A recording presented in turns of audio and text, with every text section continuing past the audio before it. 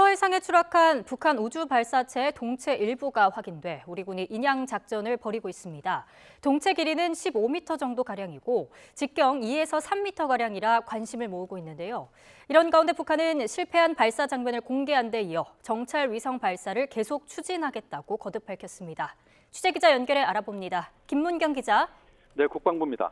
우리 군이 북한 우주 발사체 동체 일부를 확인했다고요? 네, 그렇습니다. 군 관계자는 조금 전 서해상에 추락한 북한 우주 발사체의 동체 일부를 확인했다고 밝혔습니다. 이 동체는 수심 75m 깊이에서 바닥에 누워있는 상태로 발견됐는데요.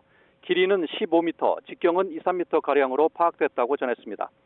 군은 이 발사체의 동체를 인양하기 위해 잠수함 구조함과 병력을 추가로 급파했으며 현재 인양 작전을 진행 중입니다. 15m 길이의 북한 우주 발사체가 성공적으로 인양될 경우 북한의 기술 수준을 가늠하는 데 상당한 도움이 될 것으로 보입니다.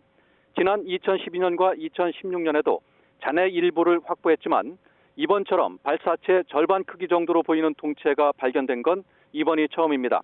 동체가 비교적 온전한 상태로 추락했다면 핵심 부품인 위성체와 엔진 일부도 수거가 가능할지 주목됩니다.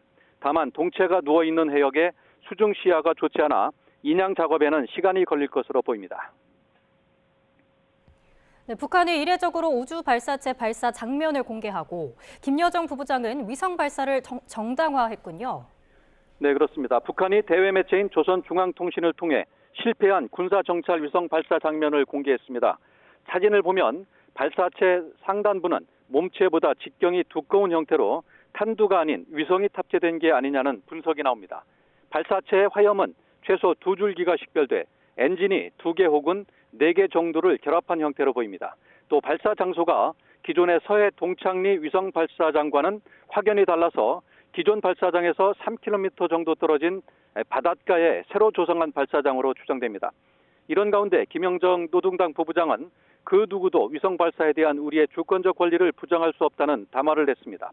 김 부부장은 자신들의 위성 발사가 규탄받아야 한다면 위성을 쏘아 올린 모든 나라가 규탄을 받아야 한다며 미국이 자신들의 군사정찰 위성 발사를 걸고 드는 건 적반하장격 어불성설이라고 비난했습니다. 그러면서 군사정찰 위성은 머지않아 우주 궤도에 정확히 진입해 임무 수행에 착수할 거라며 2차 발사 의지도 거듭 주장했습니다. 지금까지 국방부에서 YTN 김문경입니다.